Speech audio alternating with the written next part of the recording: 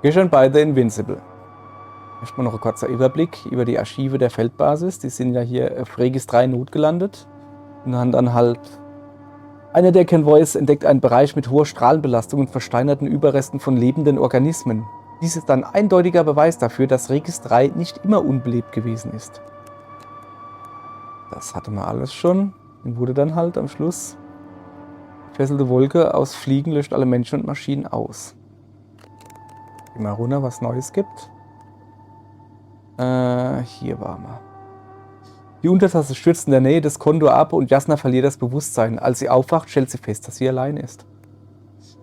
Rohydra, der den Kondor vor ihr erreicht hat, ist nicht bereit, Jasna zu helfen und sie muss auf eigene Faust einen Weg zum oberen Bereich des Schiffes finden.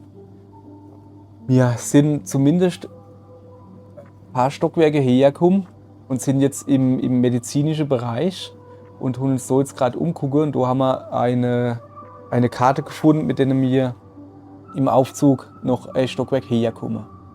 Hier geht's jetzt weiter. Viel Spaß!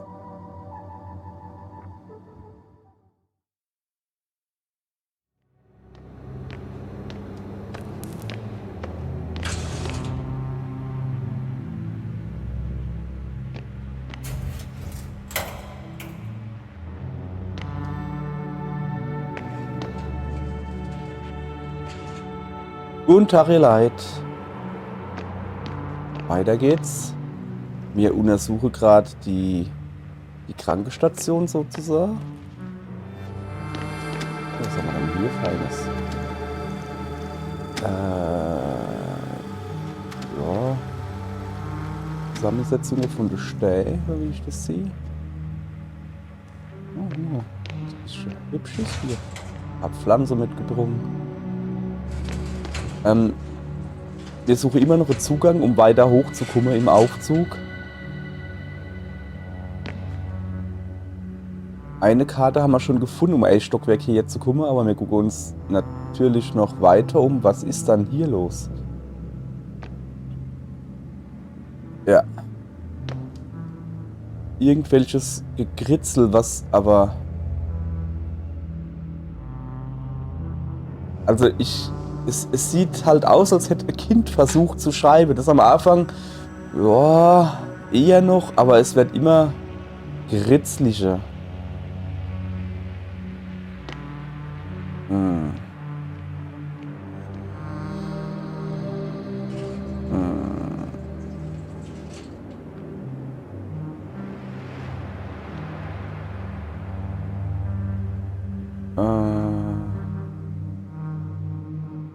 Okay. Reminder. Sorry, ich will mir irgendwie die Finger drehen.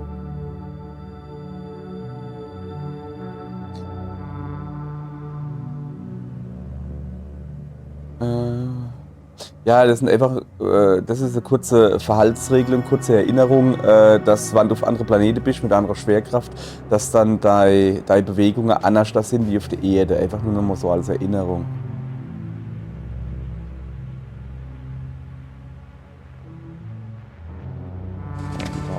Ja. Wow, was ist das hier? Es wird immer schlimmer. Block H. Okay, das ist doch so ein Dia-Projektor-Ding. Das sieht halt aus wie ja, das Zimmer von kleinen Kindern. Ne? Narrenhände beschmieren Tisch und Wände. Hab ich alles gesagt, da steht was. Professor Azuma am 24. Tag der Mission außerhalb der Basis aufgefunden. Symptome: Bewusstseinsstörung, Akinese, Mutismus, Amnesie, keinerlei Reaktion auf komplexe Stimuli. Ursache unbekannt. Erwachen für den 46. Tag der Mission angesetzt. Zeit für den Forschungsprozess 22 Tage. Was hier halt passiert ist, kann ich auch erklären. Einfach weil es im Buch erklärt wird, dieser Stupor, wie es ja genannt wird, der setzt halt einfach schnell in. Und während sie noch so gestanden haben und vielleicht was geschrieben haben, wird es halt von eine Minute auf die andere Minute, werden sie halt immer, werden das Hirn immer mehr resettet. Und eben haben sie noch geschrieben, dann plötzlich können sie nur noch, keine Ahnung, Mama schreiben und dann irgendwie gar nichts mehr. Und sie wissen halt noch, oder sie haben halt noch den Stift in die Hand und der Körper macht halt noch weiter, aber Hirn kriegt es halt nicht mehr hier. Und das sieht man halt hier sehr gut. Er hat doch irgendwas zumindest annähernd geschrieben und dann wird es immer mehr so. So, wir gehen doch gleich weiter. Ich will mich aber erst noch so ein bisschen umgucken. Oh, das sieht gut aus.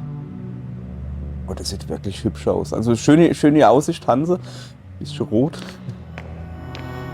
So, da wollen wir ja natürlich überall hingehen.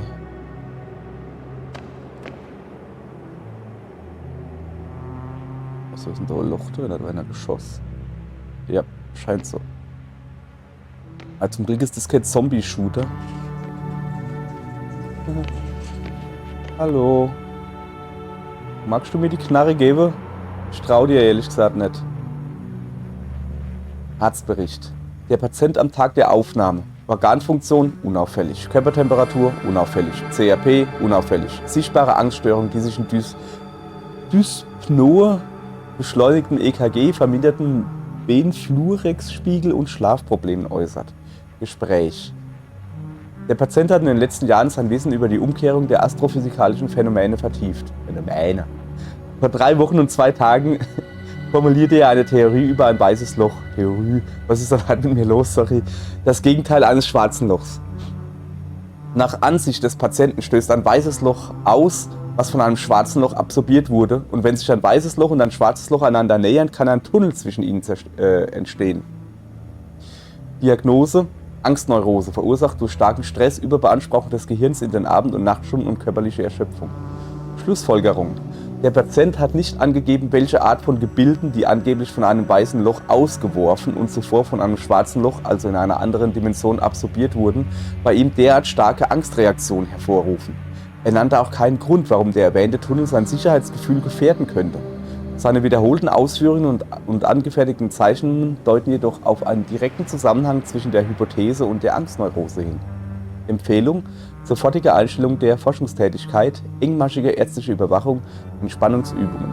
Bei ausbleibender Besserung einmonatiger Winterschlaf. So. Ja, so ein einmonatiger Winterschlaf, das hört sich für mich auch mal gut an. Oh ja, was steht da? Eve. Rüttingev Reisforus. Ja, mir ist schon klar, dass das kein Wert das hin soll. Ich hab's besser gemacht. So, guck mal hier mal weiter. Da liegt noch was zum Lesen. Schutz gegen Fliegen, chemische Ansätze. Wir können der Besatzung vor der Landung auf Regis 3 GABA verabreichen oder GABA.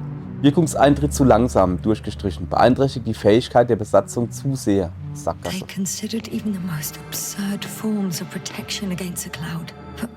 And I don't blame them. Komm ich wieder raus, gell? Ja. Nee, ich guck mich hier noch ein bisschen weiter um. Gerade ein bisschen und dann gehen wir in dem anderen Zimmer da weiter. Ah, da hinten ist noch ein Raum, siehst du?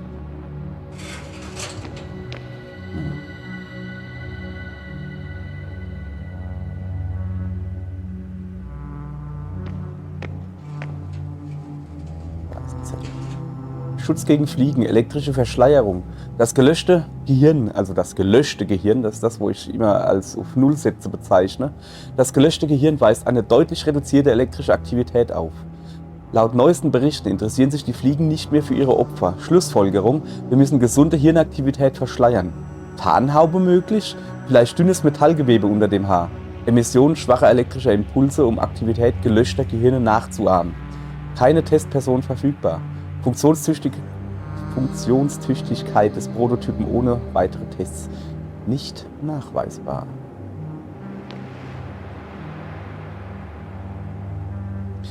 Dieses Gerät sendet punktgenau magnetische Impulse in das Gehirn, was eine Depolarisation verursacht, die den darunterliegenden kortikalen Bereich und verknüpfte Bereiche stimuliert. Dies wiederum führt zu einer erhöhten Neuroplastizität und Neurogenese. Vorläufige Hypothese: Diese Methode sollte es dem Patienten ermöglichen, sprachliche Fähigkeiten wiederzuerlangen und komplexe soziale Situationen wieder zu verstehen. Es ist jedoch nicht möglich, die Amnesie rückgängig zu machen. Oh. So apparently there's hope. Oh. We can... No. Wait. The memories won't come back. So much for the hope.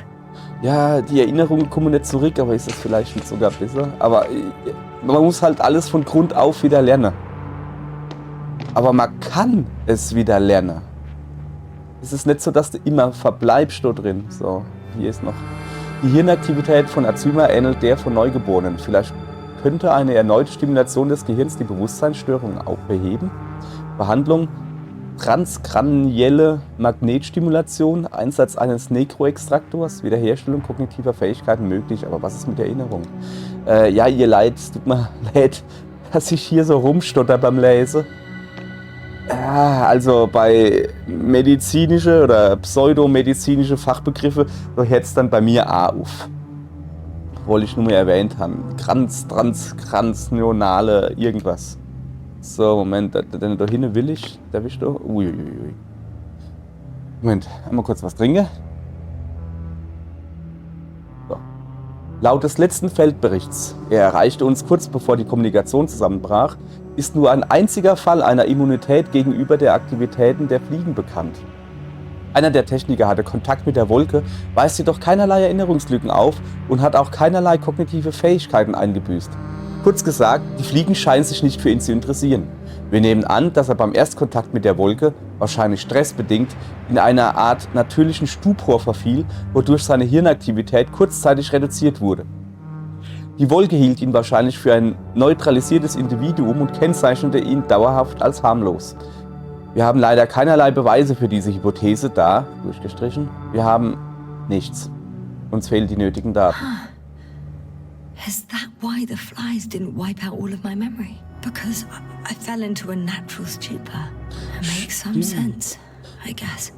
Also das allererste Mal mit der Fliege, also mit dem Schwarm, mit der Wolke in Kontakt kam, ist er ja gerade irgendwo hochgeklettert.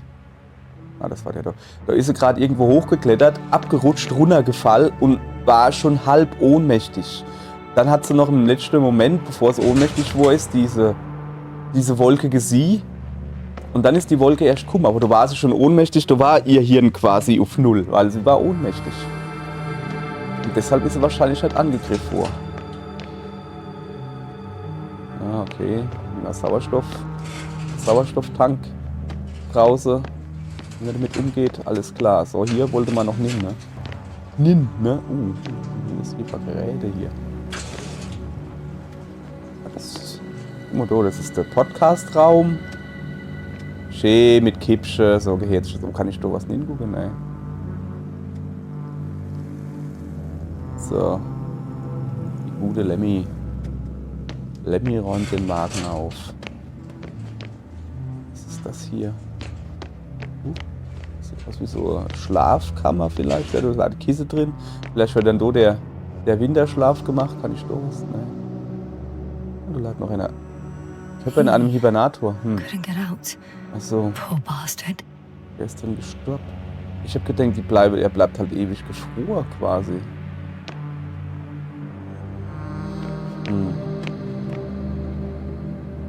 Ah.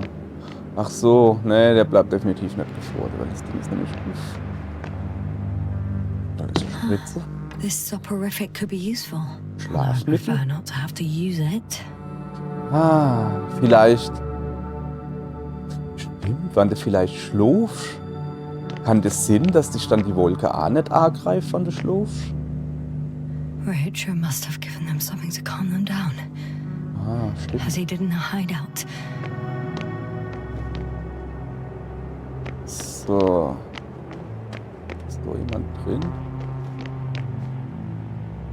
Ist jemand drin? Hey, ist er das nicht? Ja klar! Guck deine Arme im Bad und so, ne?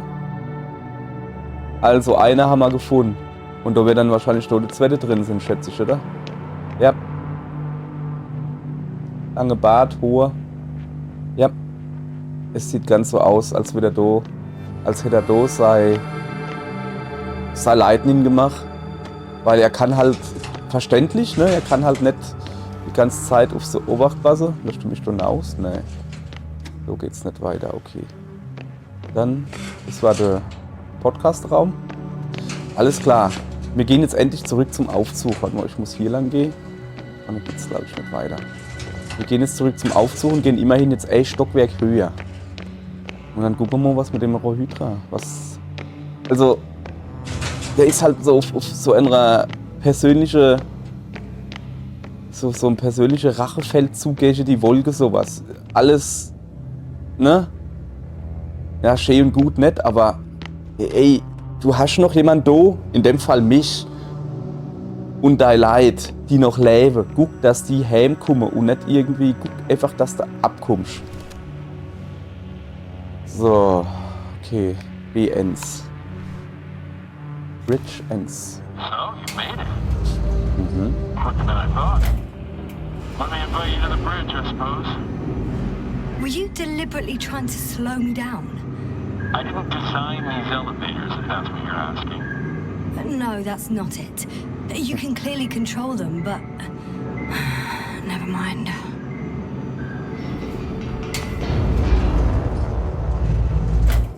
Erstmal rumdrehen, dass so hinten aufgeht. Es gibt keine hinten. Okay, dann geht er hinten nicht durch. Boah. Hübsch. Dirac field, ready to activate. Spherical thrower, anti-protons. Oh, it'll be hell. Force field. Rahitra! Here. Hier. Ah, da hinten.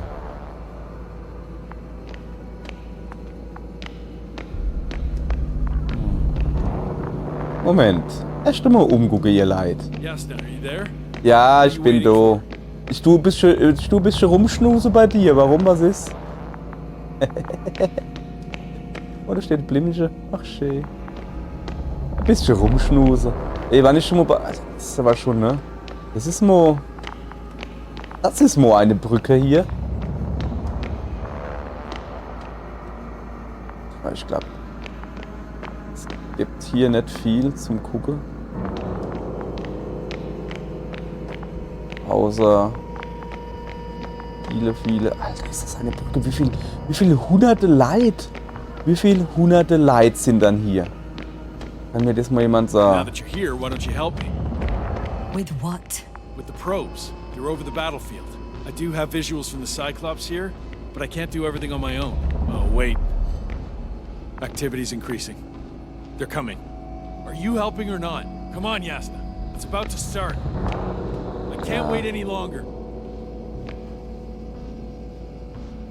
But why, Rahitra? What Warum? for? Ja, warum? I'm aware that I may lose communications. The Cyclops won't stop fighting, but I'll lose visuals. You understand?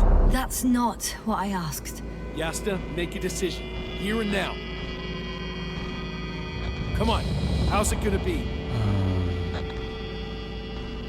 Ja, Right. was soll ich denn Have it your machen? way. Was soll ich denn machen, Let's ne? destroy them. Now we're talking. Steuere die Sonden, um beim Kampf zu helfen. Dann gehen wir halt mal da hin. Okay, I'm ready. Gucken, was wir machen müssen. What am I looking at? Ja, Be- gute Frage. Sonde wechseln. Number 5, a long-range one. It sees the entire perimeter. Better switch to a closer one. There's the Cyclops. Great. Okay, das sind... Wohin ist sie? Force Wohin- field activation. Ja, das sehe ich, ja. I Bewegung, confirm. linker Stick. Field active. Okay, The cloud's within reach. Moment. I'm shooting. The close range is dead. No Ja. wonder. It's boiling over there. Okay, das in der Mitte ist also der... Ne? Der Zyklop. Forcefield, also Kraftfeld ums Drumherum. Die Wolke geht jetzt natürlich auf eine drauf und versucht natürlich jetzt ins Kraftfeld hinein. Der schießt halt wie irre. The field is shrinking. Alter Schwede. Calm down, Yasna. It will hold. Steigen, sinken. Weiter hoch. Whoa! Wow, krass. Oh, beautiful. Krasses Vieh. It's not a machine, it's the devil himself. I'm telling you.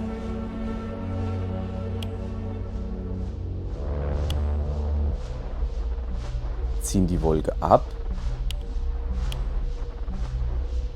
Also, weil die Wolke da unten. Wow. Shit. I'm losing connection. Oha. You see anything? They're creating a tight formation. Ist es irgendwie so A cyclone. Tunnel oder Fucking shit! Oh shit.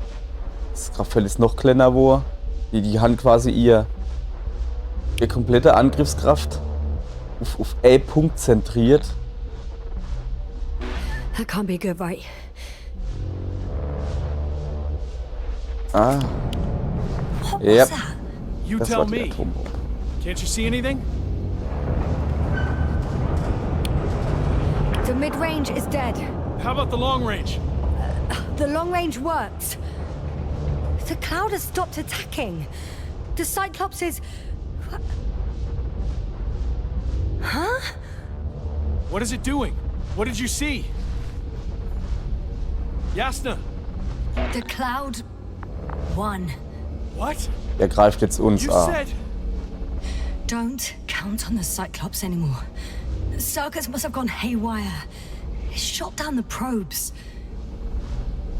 Now it's probably operating with a new goal. Like all those machines earlier. I don't understand. How? This is pure madness. Hey, at least we still have the Invincible. Don't mock me. I'm not mocking you, Rahitra. They really are flying here. They'll be here in about... Just hold on for a moment. I'll find out. Meine die Funkstation und Kontakt mit Novik. War das der Podcast-Raum da vorhin? Wo wir gefunden haben?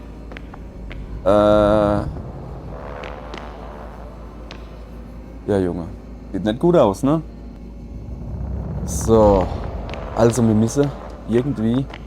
Das kennt aber auch als Funkdings nicht. Ich meine, ich muss doch jetzt halt extra runter in deinen Funkraum gehen, oder? Da, guck. Ah, da ist doch auch sowas. Ah, das sieht sehr funkig aus. Sehr funky.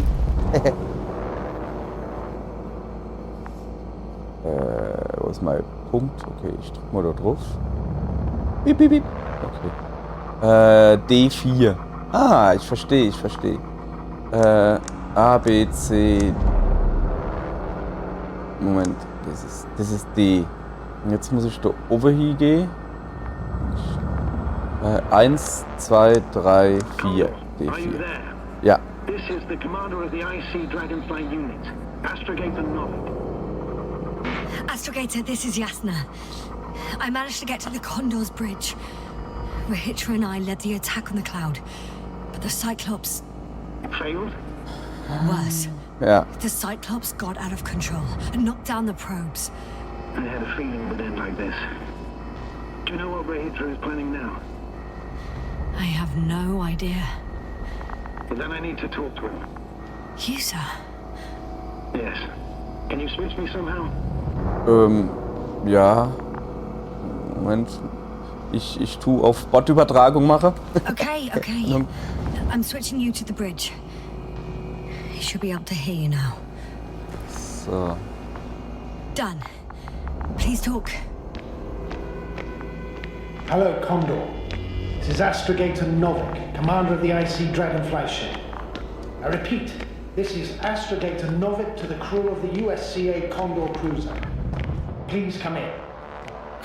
Could you stop with all these? Rohitra, Engineer Rohitra. Among our crew, I'm the last man standing, so to speak, which I guess makes me commander. Who would have In thought? that case, I'm making an official request to join our forces to prevent the danger that threatens both sides. Oh, enough, Novik. That's enough. I agree, officially, and all that jazz. We're already taking steps to eliminate the threat. I'd even say that your crew is working on it pretty damn actively. We stopped playing defense and took the fight to them. The Cloud suffered significant losses. As a counterattack, though, it disrupted our communications. Playing defense sounds a lot better than we're getting our asses kicked. Doctor, not now, please. No, it's true. Fighting against the Cloud is exceptionally difficult. Er But hat recht. any opponent can bin be es Sie, defeated. aber danke. All it takes is the right tool. Meaning what exactly? Let me remind you that we're dealing with a dispersed entity whose technological prowess is still unknown. And it has so far destabilized every machine sent its way. Even the most specialized ones. That's why I'll keep it simple this time. no electro brains, no memory, only pure energy. You still haven't answered me, Ritra. Please, just tell me straight. What are you up to? I'm arming the charges. Arming what? Explosives? Cluster munitions? Hydrogen. What? Rahitra? Are you serious? Damn right. I won't leave all this unresolved. How many warheads do you have? 54. Alter. 30 kilos to 100 megatons. Gerät von Atombombe. That's quite an arsenal. Over the top, I'd say. We really do have enough power. That's an understatement, Doctor. An amount of energy could rip the planet to pieces. I'm not an idiot. I won't send everything at once. I'm preparing 8 smaller warheads. To start with. And then? We'll see. Are you sure this is a good idea, Rahitra? Listen, Yasna, I know how it must look to you. A hot-headed guy from the Alliance who wants to use nukes. But put yourself in my shoes. I have 24 hours tops of complete situational awareness. I'm taking action here and now based on my best judgment. I don't know what will happen later. Where will I wake up? In what condition? So I'm going to avenge my people before that happens. Nee, du musst da Leute nicht rächen. Du kannst ja einfach abhauen. Natürlich hast du recht und haben sie Besseres verdient, aber... You like me. You would do anything for your crew. I understand how you feel. But you can't approach this problem in terms of revenge. We are dealing with creations of necro-evolution. Dead evolution. Probably non-sentient ones. Taking revenge on the cloud is like... Whipping the ocean for sinking a ship? Exactly. Like Xerxes. We won't gain anything from a mindless attack. On the other hand, knowledge about these creations may turn out to be crucial in helping their victims. In helping you, Rahitra. My memory, you could... It's possible. Well, thank you. What for? I haven't done anything. For reminding me of my mom. But as long as the cloud is a threat to others, my condition comes second. You, Rahitra, are still reasoning as though we were standing face to face with a thinking opponent. What if these beings are not our enemy at all? Oh, good one. Are you forgetting how many of us they've already killed? I will never forget, Rahitra. Still, I can't help feeling that they operate without any strategic plan. They attack from one incident to another. They're non-sentient, as the doctor put it. So what, they're stupid? And that's why they can't be hostile? It's absolute nonsense. Well, Technisch war es saudumm dran. Yes, sir. What do you think? They're not stupid or hostile, but rather programmed to react. To radio waves, to brain waves. How? They're breaking down communications to thwart the exchange of information. So... they see no difference between a man and a Die machine? sehen elektrische They take our Strömung brains gut for ist. transmitters. That's why they're attacking us? Exactly. Yeah. Wait, what species are you talking about? Dr. Yasna found various traces of conflict, lasting for hundreds of thousands of generations. I'm mainly referring to other machines that evolved simultaneously on Regis 3. For instance, those structures we called the city, or the robots you uncovered at the excavation site. Who knows what kind of technology they had? Uh-huh. And you're saying they were fighting each other? Or competing is a better word. But yes, I don't buy it. It's like some robot fables. No, Rachel, these are no fables. We have gathered evidence for all this. How did these machines even get here? Who built them? Our cyberneticist had a hypothesis before he lost consciousness. about the Lyrans. Yes, that one. Lyrans. It does ring a bell. Wasn't there a book about them? The Cranian's monograph. According to his notes, before the explosion of Zeta Lyra, the sixth planet of the system was inhabited by intelligent beings. Let's say their scout ship landed here and that a disaster occurred. Some kind of reactor explosion, chain reaction. Suffice to say, the wreckage that landed on Regis 3 had no living beings on board. Only the machine survived. And then what? They started bashing in each other's tin heads? Doesn't make much sense to me. Machines don't have emotions. They don't argue. First things first. Ja, versuch Millions ich of erklären. years ago, some highly advanced race sent machines to Regis 3. And these were specialized homeostatic mechanisms, left with no one to command them. As an engineer, you know well how it is. A robot does what it needs to do, whether it serves someone or not. At first, they probably just repaired themselves, or built a home for their dead masters. Until something forced them to change. Exactly. Certain types of predator eat anything that moves. So I'm betting they were attacked by a local fauna. Man muss halt bedenken, ist schon lange The her. key Du was hast that noch these machines had the Tiere ability to produce others as needed. auf To der Erde combat, gibt, say, also flying an reptiles, Land. they started producing flying machines. That still doesn't explain why they started fighting among themselves. Since they already defeated the living organisms, why keep producing themselves? It makes no sense. What's a guiding principle of a homeostat? I don't... That was a rhetorical question. It's all about survival in changing conditions, even the harshest ones. Further forms of necroevolution were no longer threatened by the local fauna, but they had to find sources of energy and materials from which they could produce replacement parts and offspring. Originally, their descendants were undoubtedly powered by radiant radiation. But on Aber das hat es Regis, irgendwann nie there gegeben. are no radioactive elements at all. Sounds familiar. When the energy runs out, you have to wheel and deal. Yes, the default source wasn't available anywhere. So they had to look for an alternative. There was a severe energy crisis and a conflict among the machines. Simply put, they fought to survive, exist. That's what evolution is all about selection. Wait, Doctor. We've established that these beings are mindless.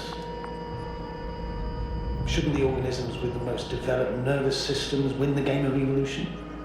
In this case, instead of a nervous system, there was some kind of electrical one, but the principle remains the same. Not exactly, sir. The most advanced of the mechanisms that landed here derived energy from their own radioactive resources. Simpler devices such as small repair systems could have had solar panels.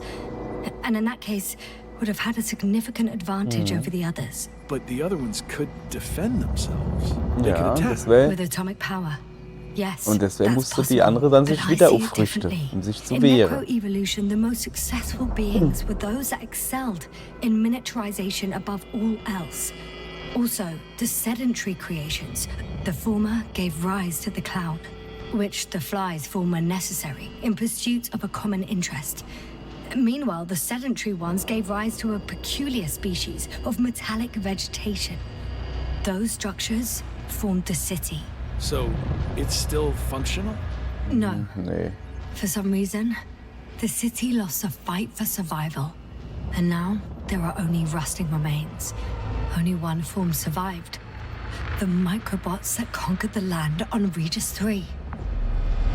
So, these flies just adapted best. To the conditions of this planet. Yep. Yes, that's how Survival it of the works. fittest. So, to summarize, some alien race sent advanced robots to Regis 3. Local dinosaur-like monsters tried to eat them, so the robots produced other robots, which produced more and more robots, Ja. until they fell victim to their own overproduction. After a number of iterations and wars for resources, they spat out the murderous cloud, which took over the planet. Indeed. To put it simply, For me, the matter is perfectly clear. It makes no sense to bomb these creatures. I even say it's a greater danger to us than to them. But how else do you imagine defeating the cloud? But that's the thing. I don't. Wollte ich gerade sagen. Wieso besiege? Abhaue. Yes, sir. Do you agree? Absperrband.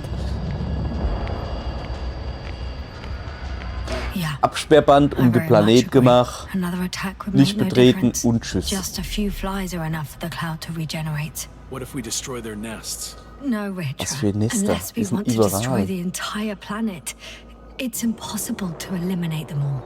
And even then, there's no guarantee they would die in space. After all, the flies need no air, water, or food, Only solar energy. But what else can we do, if not attack? Abhaue. Von hier fliehen. Von hier fliehen ist wahrscheinlich erstmal besser, wie auf die unbesiegbare Warte. We can Weil leave höchstwahrscheinlich this place machen die and never come genau back. dieselbe How Scheiße. so? Your commander will swoop down from orbit and pick us up? Or do you have an extra ship up your sleeve? I'm afraid none of these. Moment. I Kann der was Kondor thinking nicht about the mitfliegen? saucer or some other vehicle from the Condor. Don't count on it, Yasna. It's a miracle we arrived on that wreck of a saucer. Nothing else flies around here, I checked. Huh. We're done. We're Dann heads are armed. mit was? One more press of a button, Ja. and there'll be no turning back.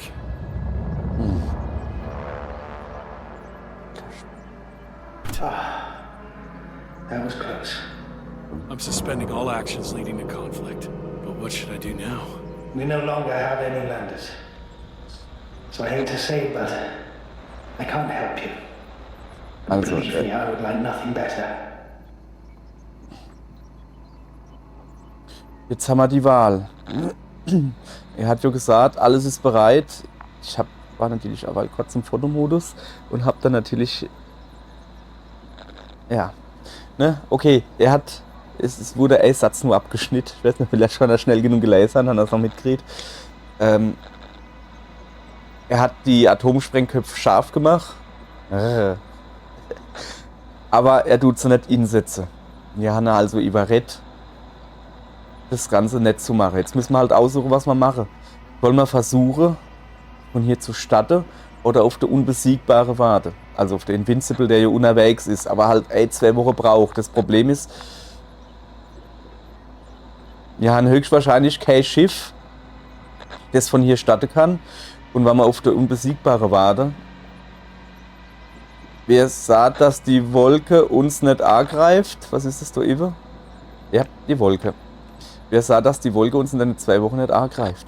Ich werde vor, beides. Beides im Sinne von, ich würde gern von hier starten. Wir suchen uns was aus, was funktionieren könnte. Und wenn das nicht klappt, ne? Wir gucken hier und wenn wir mal drin hocken und es geht nicht, wir können nicht abheben oder es geht halt gar nichts, dann können wir immer noch warten. Also deshalb bin ich für, ich würde gern von hier starten. I'd prefer to fly away from here.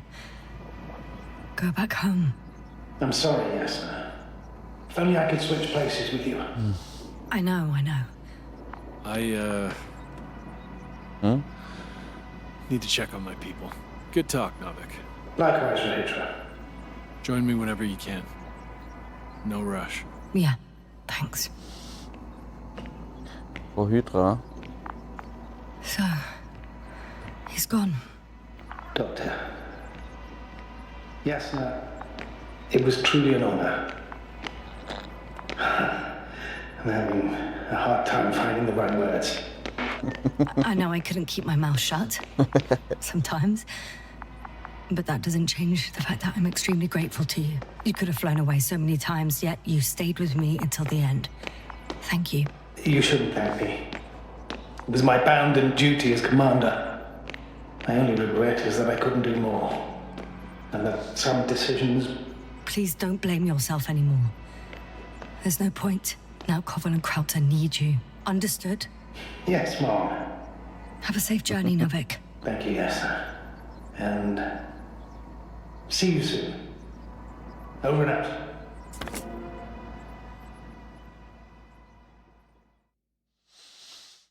Are you sure?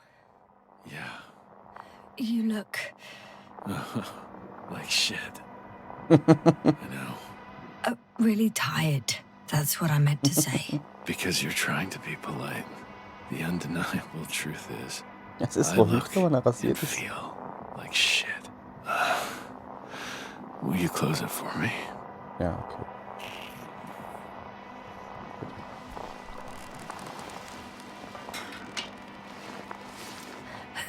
Of course.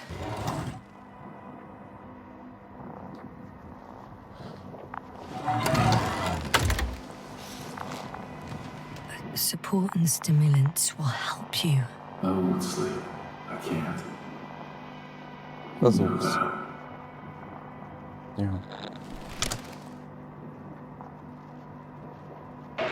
have to endure somehow. It won't get to that. Because I'll tell you everything all over again. No, Yasna. I know me all too well. I won't believe the Cloud can't be defeated. Or help you convince the Invincible's crew you're innocent. You'll end up in custody, and they'll just repeat Ja. our mistakes. Das werden sie That's a definitiv strange machen. feeling. Remaining conscious in the hibernator. Ach, das wäre wieder wach You clearly bleiben. haven't visited the infirmary often. This is a standard procedure for a long recovery. Will you take another look at Landor and Spluskas? Ja, mache ich.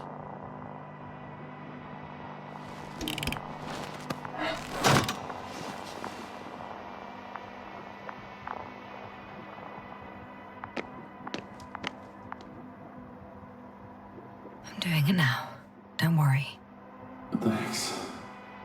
Are you still wondering whether to go to the nest? This is probably your last Wo ist er hin? chance.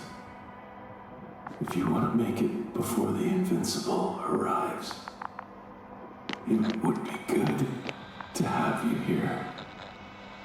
When they come, the journey there and back will take you about 12 hours.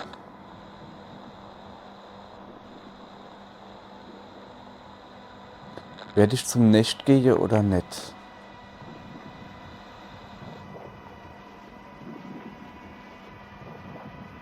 Ich gehe.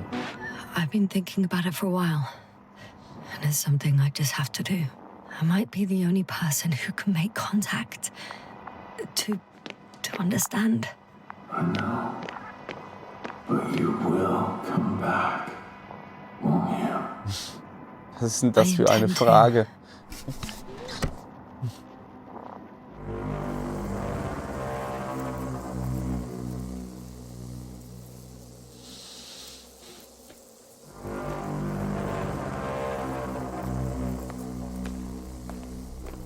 Ich versuche mich vorsichtig zu nähern.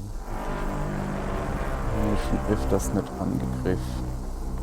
Vielleicht bin ich immer noch immun quasi, weil sie mich ja schon Amo als nicht gefährlich eingestuft haben. Vielleicht bleibe ich das.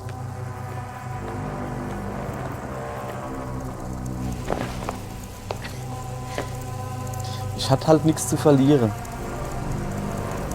Auf dem Schiff bleibe, warte, bis die Invincible kommt. Und wann die Invincible kommt, die hätte mich sofort festgenommen. Eventuell, ich weiß nicht, wie die Allianz drauf ist. Machen sie Gefangene, machen sie keine Gefangene? Keine Ahnung. Erklärungen hätte nichts genutzt. Sie wären runter auf den Planet gegangen, hätte genau dasselbe gemacht, wären genauso krepiert wie alle anderen auch. Einfach dasselbe wiederholt. Und deswegen dachte ich mir, ich gehe mal runter. Ich kann da oben eh nichts machen. Rohydra bleibt wach, bis sie kommen. Ich hoffe, dass er die Erinnerung hat, dass er es erklären kann. Wann ich jetzt dann runtergehe, ey, kann ich da runter was machen? Wahrscheinlich nicht. Aber sicher bin ich mal nicht. Deswegen bin ich runtergegangen. Ich weiß nicht, du kannst mit dem Roboter nicht verhandeln, aber wir können immer gucken, ne? So, einen Moment.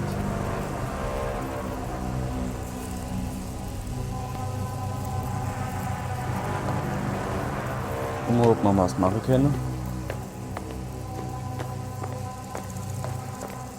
Oder eher nicht.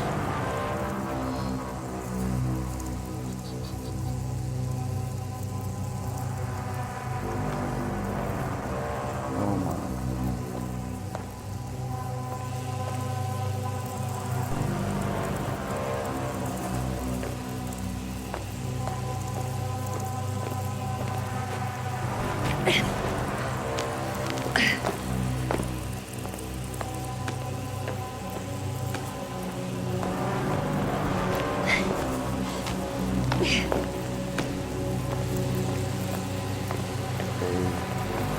Gleich das an. Das ist einfach Zu viel. Okay, also die letzte auch noch frei.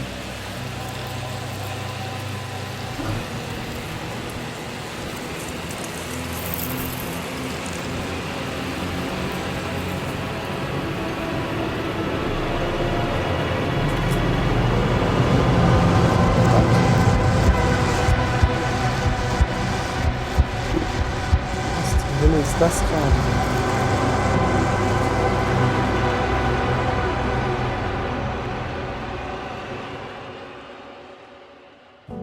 Ende. Jesus. Ist gerade der Kopfhörer runtergefallen. Ah.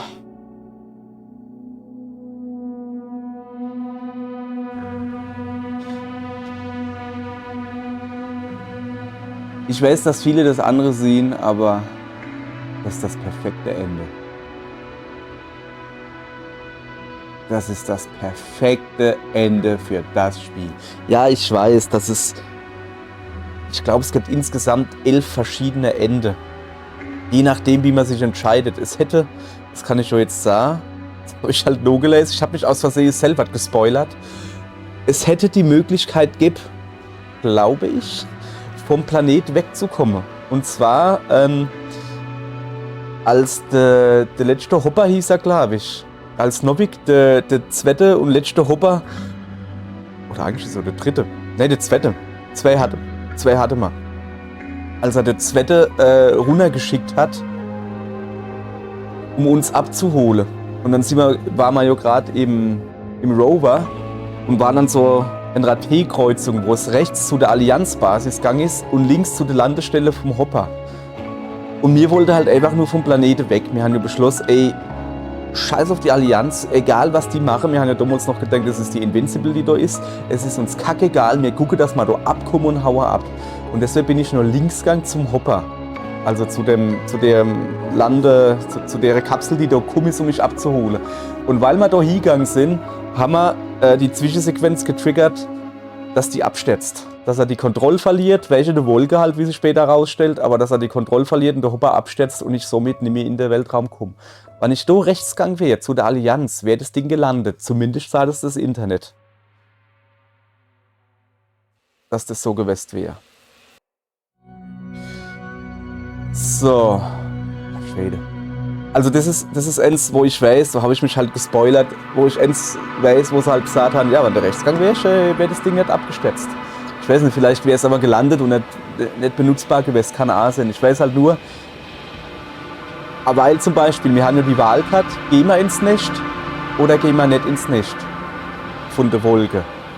Und wir haben uns davor entschieden, ins Nest zu gehen. Ich gehe nur stark davon aus, so wie ich halt ein vorher gelesen habe, das ergibt jetzt Sinn, dass Leute gesagt haben, die Endsequenz besteht dort drin, dass sie am Fenster sitzt und rausguckt und halt sich das halt anguckt. Also gehe ich mal davon aus, es hätte auch noch die Möglichkeit gibt, dass wir halt einfach im Kondor bleiben und nicht nochmal ins Nest gehen. Und höchstwahrscheinlich, ich meine, wir haben ja den Rohydra überredet gehabt, dass er nicht die Atombombe zündet und den ganzen Planet in die Luft jagt. Hey, ich meine, der hätte natürlich sagte so immer, ey, Sprengkopf und Anna oder sowas. Irgendwann wäre der ganze Planet im Arsch. Wir sind noch auf dem Planet drauf, wir kommen ja nicht weg. Also über kurz oder lang hätte er uns weggebombt. Höchstwahrscheinlich hätte die Wolke, wenn er sie nicht beim ersten Schlag getroffen hätte oder so, wäre die Wolke auf uns zukommen und dann hätte er uns in die Luft sprengen müssen. Also deswegen finde ich, dass das jetzt gerade für mich das perfekte Ende war. Du hast ein bisschen Hoffnung, dass die Allianz, die kommt ja auf jeden Fall. Also jetzt erstmal, ne, die Allianz kommt auf jeden Fall, dann wird Rohydra gerettet. Hoffentlich. Hoffentlich. Das ist so das positive Ende, was das halt impliziert. Hoffentlich ist er noch bei Bewusstsein und kann die überzeugen, was los ist, dass er abhauen sollte, ne? Hoffentlich. Es kann aber auch sein, dass es halt nicht so ist. dass die kommen und dann, ja, welche entweder kann das noch nicht überzeugen, was laberst du für Dreck, bist du nur blöder Techniker, wir gehen da hin, wir sind die geile Allianz, wir machen alles kurz und klein und sie sterben genauso oder es wird sogar noch schlimmer, dass sie vielleicht wieder wegfliehen oder was und bringen das auf die Erde oder was weiß ich was. Vielleicht kommt die Allianz gar nicht. Vielleicht hat Rohydra keine Erinnerungen dran, man weiß es nicht. Vielleicht. Ich meine, das Awal hat ja jetzt Awal impliziert, die haben mein Gesicht erkannt. Also die Wolke. Die Wolke hat mein Gesicht erkannt. Vielleicht kann ich sie dazu bringen, kann ich sie umprogrammieren quasi, dass sie Ninja ergreife. Vielleicht aber auch nicht. Es ist ein richtig geiles, offenes Ende, was halt wirklich alles beinhaltet. Es kann ein Happy End geben, was ich meistens nicht so mag. Es kann ein saumäßig schlimmes Ende geben. Es kann ein mittelmäßig schlimmes, es kann so ein bisschen gutes Ende geben. Es ist ein super gutes, offenes Ende. Hey, ohne Scheiß. Ich finde das Ende richtig super. Nur gucke, das Problem ist halt, dass man keine Möglichkeit hat, an der Zweigstelle, wo man was ändern kann, dass man da noch mal versucht, andere Entscheidungen zu treffen. Ein paar kann ich noch machen. Kann ich noch kurz zeigen. Ich tue auch hier wieder jetzt, habe ich bei den letzten 2-3 Folgen vergessen, mache ich jetzt aber wieder, habe ich nur geholt. Ich tue wieder Kapitelmarken hinmachen, damit man mal gelabert jetzt überspringen kann. Ich habe ein paar Speicherstände eigentlich. Ne? Also das ist jetzt der letzte Speicherstand, den wo wir geladen haben. Na, eigentlich ist das so der letzte Speicherstand. Das ist das noch, wo wir in der Krankenstation sind. Dann hätte man hier noch die, das war da, wo der erste Antimat auf uns geschossen hat. Und hier hätte man die Basis,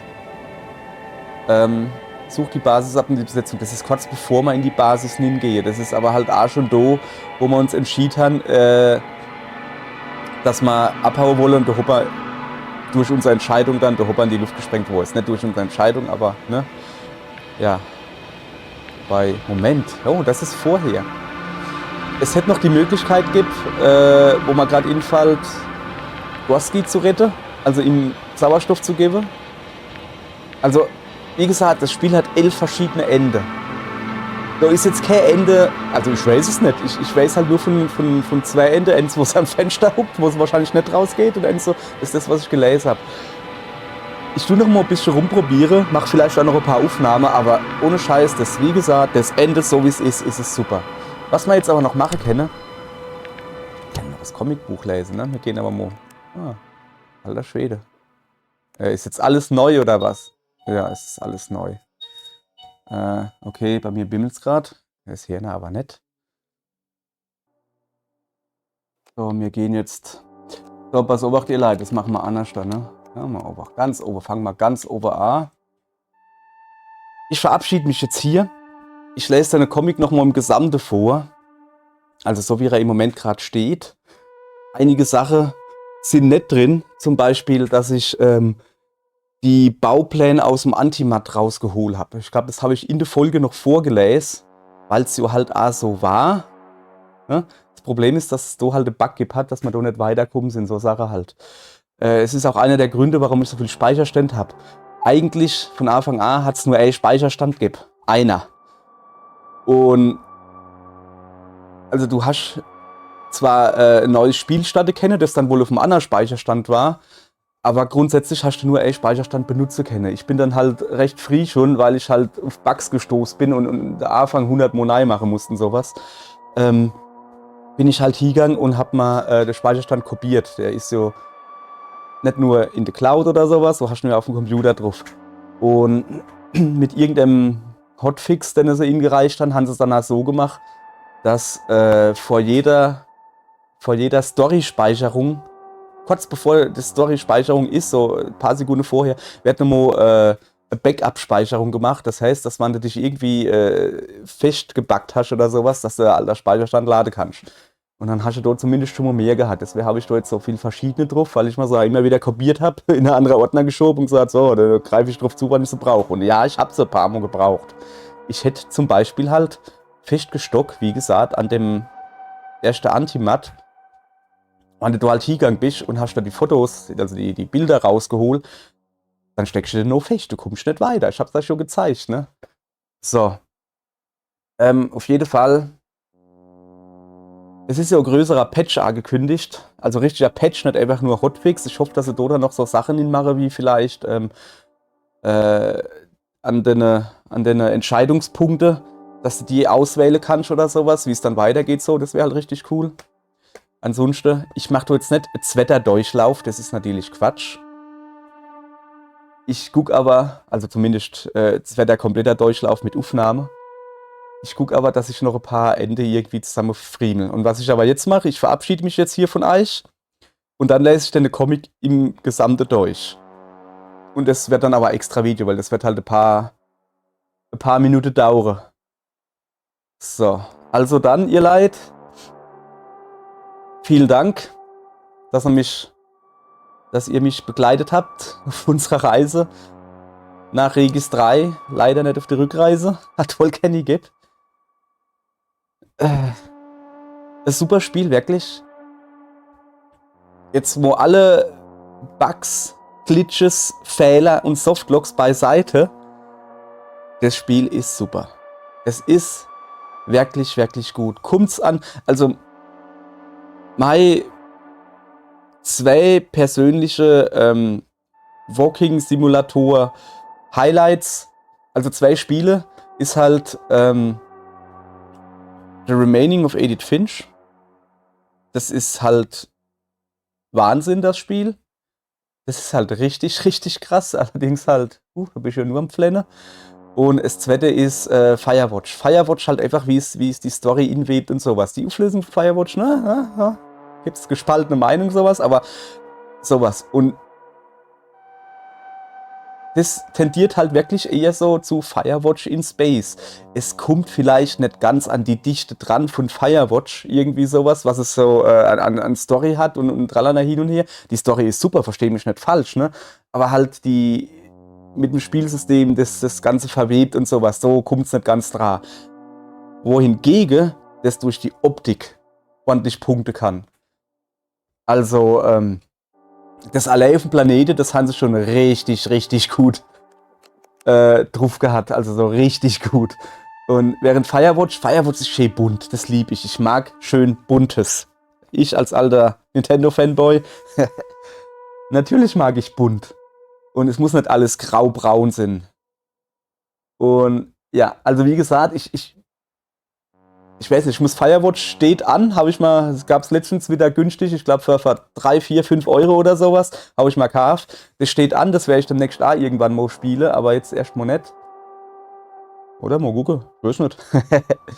Und dann kann man mal vielleicht den Direktvergleich dann machen. Aber das sind zwei komplett unterschiedliche Spiele. Wann euch das Spiel gefallen hat und ihr denkt, oh, ich hätte aber, da hätte ich gern was anderes da gemacht und da hätte ich gern was anderes da gemacht, warum hat er das so gemacht? Kaufe euch das Spiel. Ja, es kostet 30 Euro.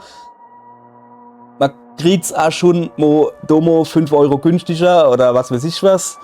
Müssen wir selber gucken. Für Konsole gibt es das natürlich auch, also für die Xbox Series und die PlayStation 5. Ich weiß nicht, was es da kostet. Wahrscheinlich auch so um die 30 Euro. Kaufen es euch, spielen es. Wenn ihr noch selber Bock drauf habt. Ihr müsst halt wissen, was euch inlassen, ne? Es ist ein Walking Sim, man läuft viel rum, man fährt danach viel rum. Muss man Bock drauf haben, ihr wisst, ne? Ja, haben wir jetzt mal hingeguckt, ihr wisst, was euch erwartet, wenn ihr halt mal was ändern wollt, kaufen es euch. War nett, dann halt nett, aber wenn ihr grundsätzlich Bock drauf habt, ich kann es wirklich nur empfehlen, es ist gut. Ich weiß, wenn man es jetzt so die Story gesiert, komplett, dann braucht man das Spiel nicht mehr wirklich spielen, gerade bei Walking Sims, ne? Aber trotzdem, wer da Bock drauf hat, ich kann es nur empfehlen. Was ich auch empfehlen kann, ist natürlich das Buch. Der Unbesiegbare heißt auf Deutsch, den Invincible. Kann ich auch nur empfehlen. Und ja, ich würde sogar so weit gehen und sagen, dass das Ende vom Buch fast noch ein bisschen offener ist. als das Ende vom Spiel. Irgendwie. Ja, hopp, das zerfasert jetzt. Ich will da noch ein bisschen Comics lesen. Dann bedanke ich mich, wie gesagt, dass ihr dabei waren. Und ich hoffe, dass ihr auch beim nächsten, was ich spiele, wieder einschalte, wann ihr Bock drauf habt.